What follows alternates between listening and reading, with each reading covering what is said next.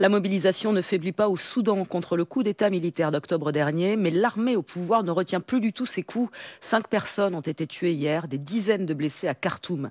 Depuis 2 mois maintenant, les Soudanais manifestent contre celui qui a détourné le processus démocratique en cours, le général Fattah al-Burhan. Alors qu'il dirigeait le pays avec le pouvoir civil, en promettant une transition, il a subitement repris la main. On voit ça dans le détail avec Fanny Lépine.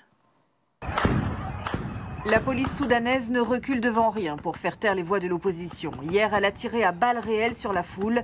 À Omdurman, dans la banlieue de Khartoum, 5 manifestants ont perdu la vie. Des dizaines d'autres ont été blessés. D'après des médecins sur place, les forces de l'ordre empêchaient même les ambulances de passer. Ces manifestants avaient suivi l'appel à protester contre le pouvoir militaire en place. 2 ans et demi après la révolution qui a fait tomber le dictateur Omar el-Béchir, c'est toujours l'armée qui est aux manettes et les violences et la répression n'en finissent plus. On manifeste aujourd'hui pour la chute du pouvoir militaire et contre l'accord politique qui était censé mettre fin à l'effusion de sang. Mais malheureusement, il y a encore des morts et de la violence. Cela signifie que cet accord n'est pas le bon. L'homme qui dirige le pays d'une main de fer, c'est lui, le chef de l'armée Abdel Fattah al-Burhan.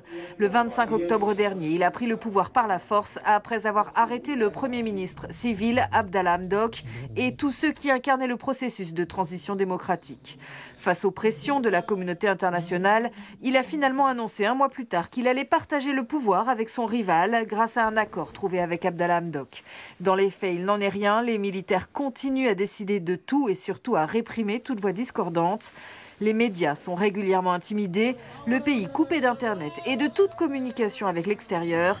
C'est contre cette politique répressive et contre l'accord fantoche passé avec le Premier ministre que les Soudanais manifestent, sous les gaz lacrymogènes et au péril de leur vie. 53 personnes ont été tuées depuis le putsch du 25 octobre dernier.